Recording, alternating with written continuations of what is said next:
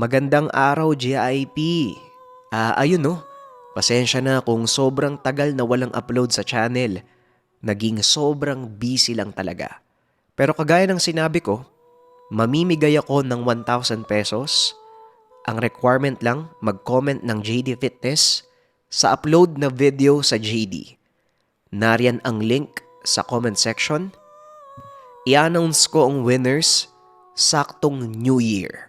Kaya pwede pang humabol ng entry JIP. Mag-comment lang ng hashtag JDFitness doon sa video. Yun lamang, maraming salamat. Wag na nating patagalin pa. Simulan na natin ang kwento.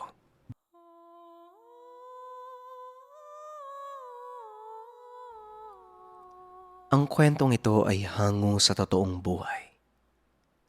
Mula ito sa isa nating kabayan na itago na lang natin sa pangalang Dindoy. Walang eksaktong taon. Probinsya ng Capiz.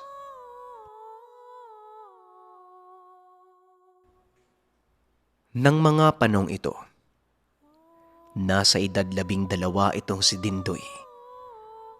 Nakatira sa kanyang lolo at lola dahil mas malapit ang tahanan ng mga ito sa paaralang pinapasukan. Kahit na mahigit 1 oras ang nilalakad niya papunta sa paaralan, higit na malapit ito kung ikukumpara sa tahanan nila na nasa kabilang dulo ng baryo. Maliban sa matarik na daanan, kakailanganin pa ni Dindoy na tumawid sa ilog na kung minsan ay napakalakas ng agos. Kaya napagpasyahan ng kanyang ama na doon siya mamalagi sa 2 matanda. Simpleng buhay lang ang meron sila. Ang pangunahing pinagkakakitaan ng 2 matanda ay ang pagtitinda ng mga tuyong dahon ng tabako. Ang kagandahan sa hanap buhay nila. Sila mismo ang nagtatanim at nagpoproseso upang patuyuin. At dahil sa mura ang kanilang tabako, maraming tendero ang nag-aangkat sa kanila para ilako ito sa iba pang bayan. Paminsan sila pa ang naghahatid nito. At sa tuwing mangyayari iyon, hindi maiwasang isama ng 2 matanda si Dindoy. Dahil dito nagkaroon ng hindi makakalimutang karanasan ng binata. Sabado ng hapon ng mga sandaling iyon, naghahanda ang 2 matanda ng panindang dadalhin nila sa kabilang bayan. At syempre dahil linggo naman, isasama nila si Dindoy. At sa tuwing lalakad ang mga ito ay walang paglagyan ang pagkasabik ng binatilyo. Tingnan mo nga naman itong apo mo, Ador. Ay parang bago ng bago eh. Halos kada 1 linggo pumupunta naman tayo ng San Vicente para magtinda. Matanong nga kita, apo, ano bang meron doon? Wika ni Lola Francia. Habang pinagmamasdang mag-ayos ng mga dahon ng tabako si Dindoy. Wala naman po, Lola. Makikita ko po kasi yung kaibigan kong si Amihan eh. Nagkatinginan ang 2 matanda. Dahil ang katotohanan, matagal na nilang narinig ang kwento tungkol sa kaibigan niya. Ngunit ang nakakapagtaka, ni minsan ay hindi nila ito nasilayan. Teka lang, apo. Ano bang itsura niyang Amihan na sinasabi mo? Ang tagal na nating nagpupunta dun sa San Vicente. Hindi ko man lang nakita yung kaibigan mo. Maganda ba siya, apo? Tanong ni Lolo Ador. Napangiti ang binata at kwenento ang tungkol sa kaibigan. Lolo naman, ilang beses ko na pong naikwento sa inyo. Matangkad po siya. May gintong buhok tapos kulay asul po yung kanyang mga mata. Lagi po kaming naglalaro doon sa kakahuyan sa likod ng palengke. Tugon ni Dindo. Napailing na lang ang 2 matanda. Iniisip nilang nasisiraan na ng ulo ang bata. Pero wala naman silang nakikitang dahilan upang mangyari iyon kay Dindo. O siya, sige. Tapusin mo na ang pag-ayos mo ng mga dahong yan nang makapagpahinga ka na. Maaga tayong aalis. Bukas kapag nahuli ka ng gising, iiwan ka namin ng lola mo. Kinabukasan, madaling araw pa ay nagising na si Dindoy. Dali-dali itong nagbihis at pinuntahan ng dalawang matanda na nooy nagkakape sa kanilang kusina. O buti naman at nagising ka na. O sige na, dalhin mo na yung mga gamit mo sa tricycle. Tatapusin lang namin ng lola mo ang pagkakape. Kagad na lumabas ng bakuran si Dindo kung saan nakaparada ang lumang tricycle ng lolo niya. Naupo ang binatilyo habang inaantay ang dalawang matanda. Samantalang ang dalawang matanda naman patuloy na nag-uusap sa loob ng bahay. Natatakot ako sa nangyayari sa ating Apo Ador. Hindi kaya napaglalaroan ng engkanto si Dindo? Wika ni Lola Francia. Hindi naman siguro, Francia. Malimit lang ding makipaglaro ang apo natin sa ibang bata. Baka nga may nakakilala siyang kaibigan doon sa San Vicente. Huwag mo masyadong isipan ng masama ang tungkol sa apo mo. Magiging maayos ang lahat. Tugon ni Lolo Ador. At dahil sa pagkainip ay sumigaw si Dindo. Dahilan para magkumahog na lumabas ang dalawang matanda.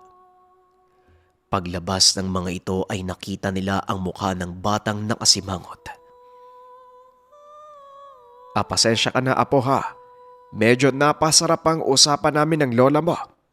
O siya, ito, paandarin mo na ang motor. Wika ng matanda.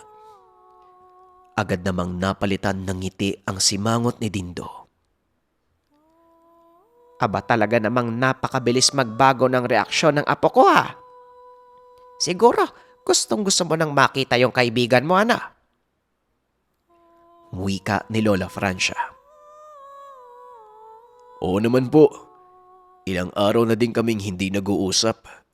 Siguro nagtatampo na yun sa akin. Ito nga po, ipinagbalot ko siya ng kakanin. Tugon ni Dindo habang ipinapakita ang laman ng dalawang bag. At habang nasa biyahe, nakatutok ang mga mata nito sa daanan.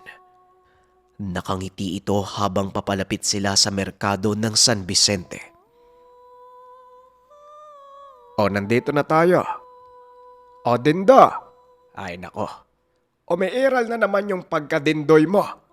Ay, sa tuwing umaatake yung pagkabatang isip mo kay sarap mong tawagin Dindoy. Pero tulungan mo muna kami ng lola mong maglatag ng mga paninda. Wika ni Lolo Ador. Sabay alis upang iparada ang kanilang tricycle. Mabilis namang kumilo si Dindoy. Napapatawa na lang si Lola Francia niya dahil parang may hinahabol itong kung ano. Ay nako, Dindo o Dindoy. Dahan-dahan na po. Para namang may hinahabol kang biyahe ng tren. Wika ng matanda. Hindi naman nagsalita si Dindoy. Salip ay nagpatuloy ito sa paglalatag ng mga dahon ng tabako. Matapos niyang maglatag ay dali-daling dinampot ni Dindoy ang kanyang bag at umalis. Mag-iingat ka, apo ha. Bumalik ka bago magtanghalian. Wika ni Lola Francia. Hindi na lumingon si Dindoy. Tuloy-tuloy itong tumakbo papunta sa likod ng merkado. Napansin naman ito ni Lolo Ador, kaya pinili niyang sundan ng apo. Malayo ang distansya nito mula kay Dindo, kaya hindi siya napansin ng bata. Nagkubli ang matanda sa makapal na halaman at pinagmasdang mabuti ang ginagawa ni Dindoy. Naupo ito sa isang putol na puno habang inilalabas ang mga kakaning baon. Nagbukas ng isang pirasong alupe si Dindoy at kinain ito habang tinatawag ang isang pangalan. Amihan, andito na ako. Nga pala, may dala akong kakanin para sa'yo. Inikot ni Lolo Ador ang tingin sa paligid. Ngunit wala naman itong nakikitang kahit ano. Medyo madilim pa ang paligid ng mga sandaling iyon dahil hindi pa sumisikat ang araw.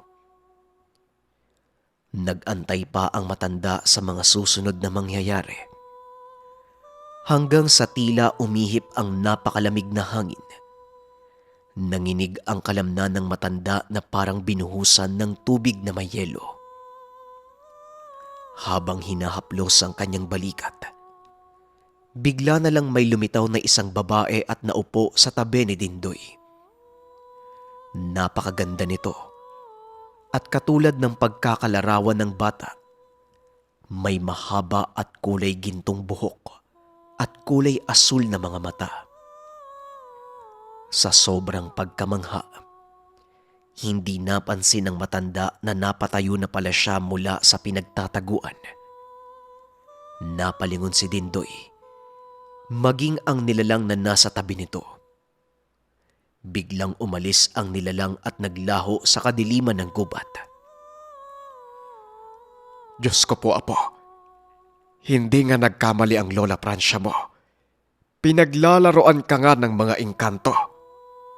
Halika na, umuwi na tayo at kailangang ipatingin kita sa albularyo para mapalayas ang elementong nanggagambala sa'yo.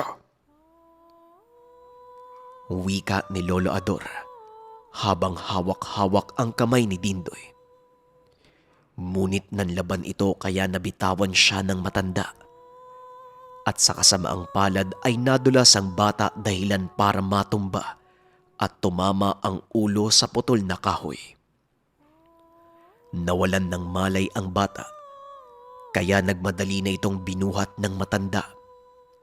Dinala sa malapit na pagamutan.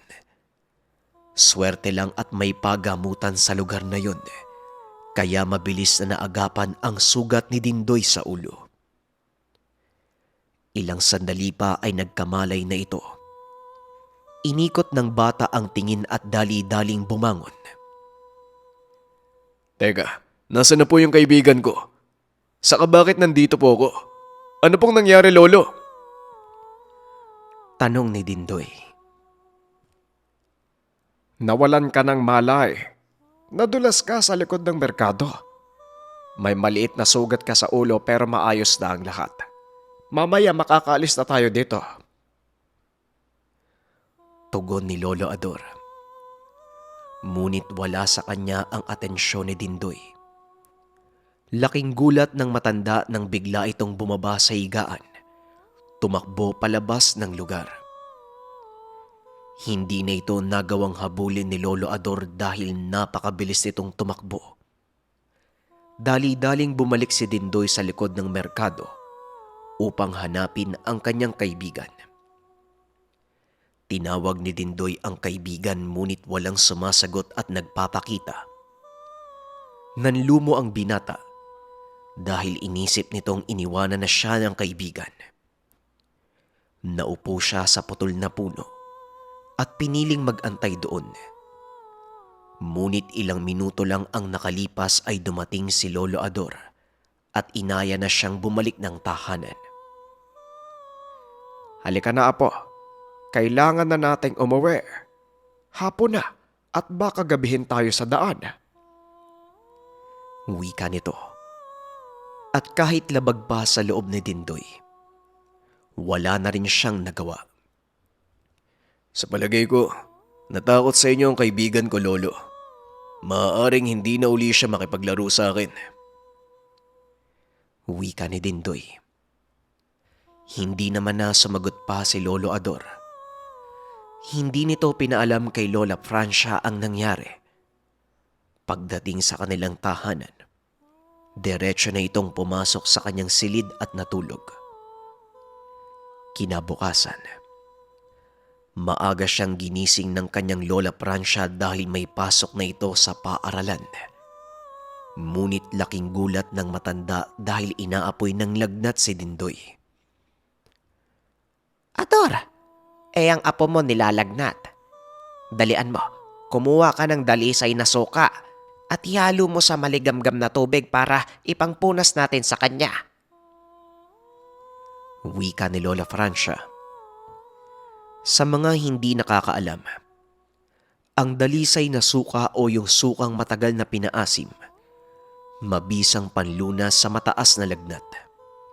Ipinapainom din ito sa mga batang may ubo buong araw dahil pinaniniwalaan na mainam itong pangtanggal sa matigas na plema. Balik tayo sa kwento. Kaagad pinunasan ni Lola Francia ang katawan ni Dindoy.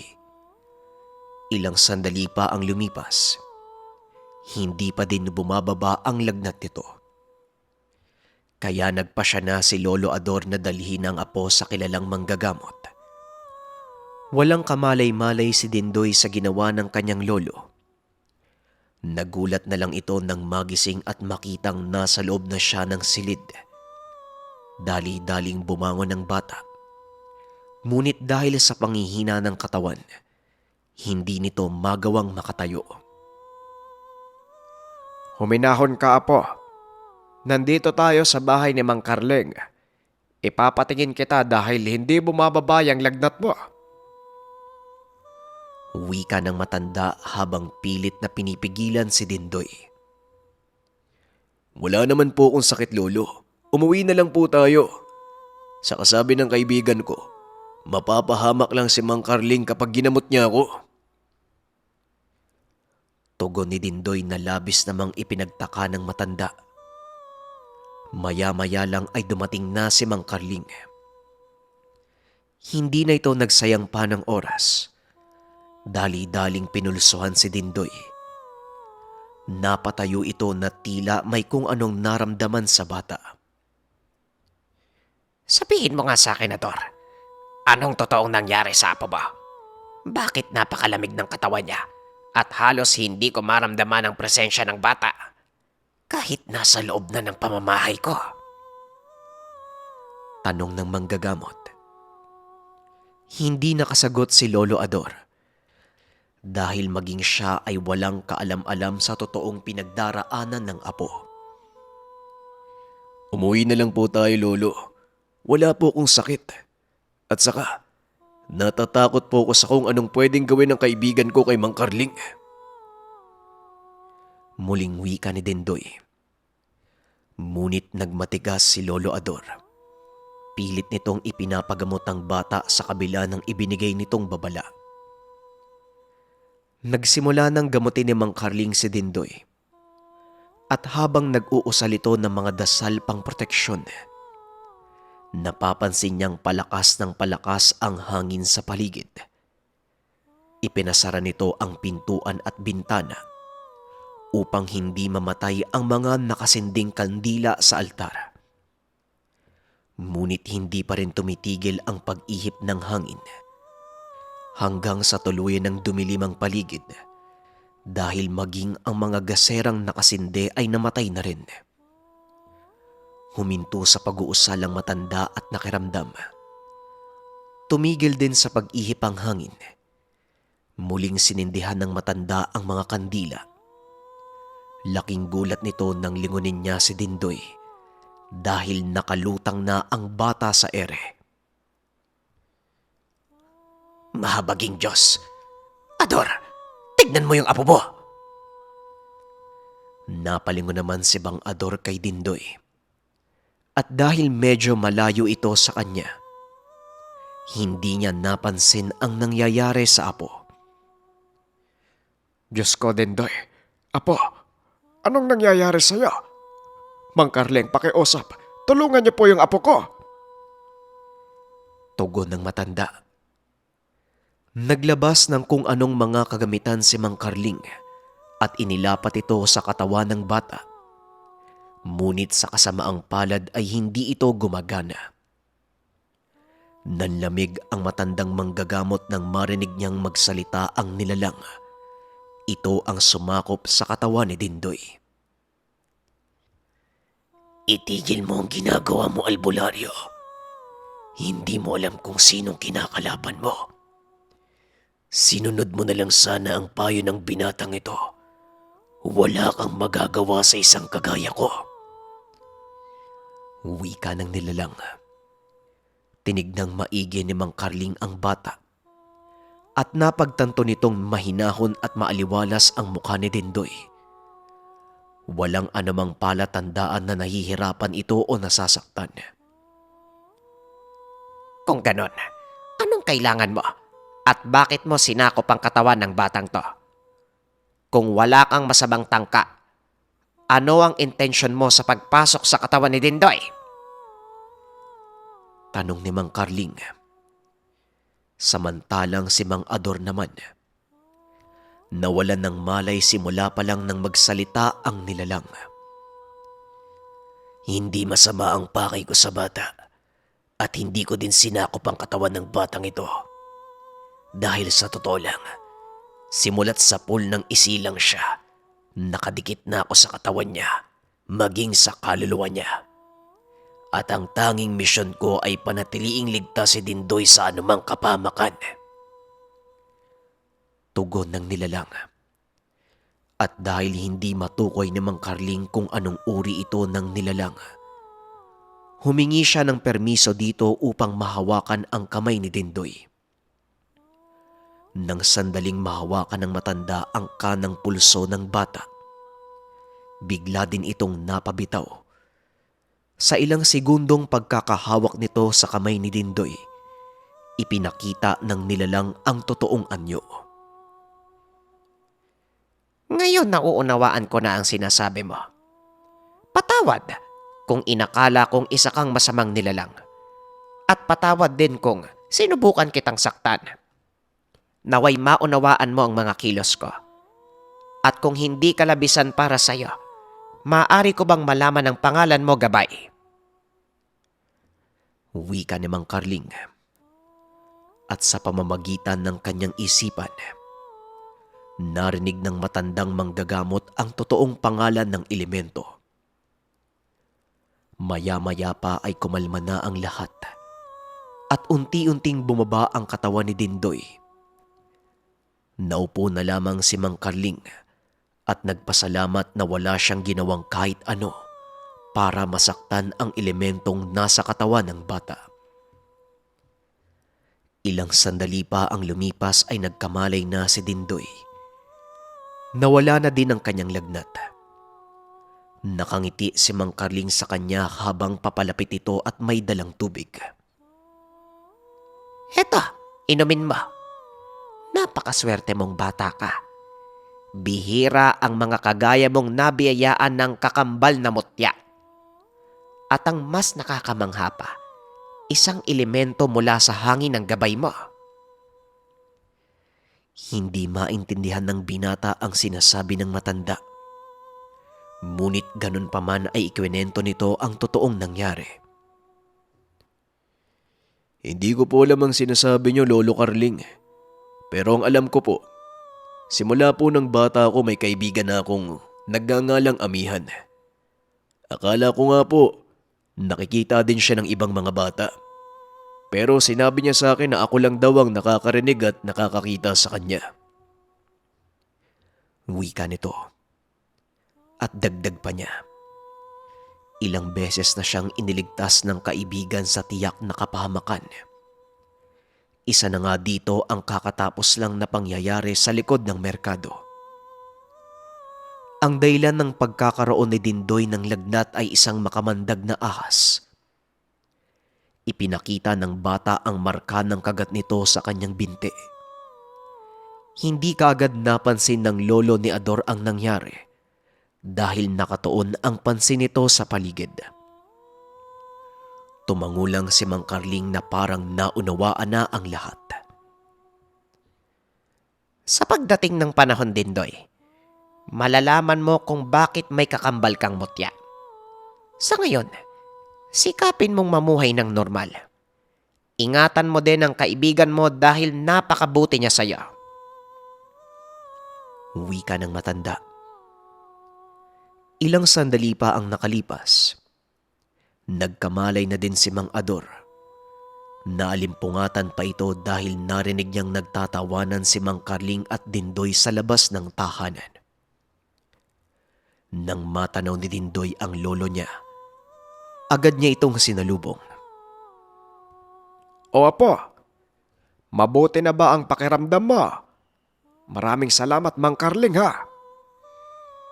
Wika ni Lolo Ador. Hindi ka dapat sa akin magpasalamat, Ador. Alam mo kung sino ang nararapat pasalamatan, hindi ba? O siya, umuwi na kayo at lumalalim na ang gabi.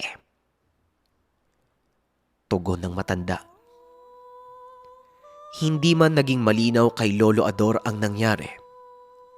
Naging masaya na lang ito dahil ligtas na ang kanyang apo. At sa paglipas ng mga araw, mas lalo pa itong naging masaya. Lumaki ng normal si Dindoy. Tumungtong sa pagkabinata. Naging maayos naman ang buhay nito at walang anumang nangyaring hindi maganda. Paminsan-minsan ay naririnig pa din nilang nakikipag-usap ang binata sa hindi nila makitang kaibigan. Ngunit naunawaan ni Lolo Ador ang lahat, kaya hinayaan na lang niya ito. Hindi makakalimutan ng matanda ang pangyayaring iyon. At hindi rin ito lubos akalain ng kanyang apo ay isa sa mga batang biniyayaan ng kambalmutya at gabay na amihan. Maraming salamat sa pakikinig ng ating kwento, JIP. Muli huwag nating kalimutang mag-comment ng #JDFitness doon sa video na naka-upload sa JD. Nariyan yung link sa comment section. Yun lamang, maraming salamat. Paalam.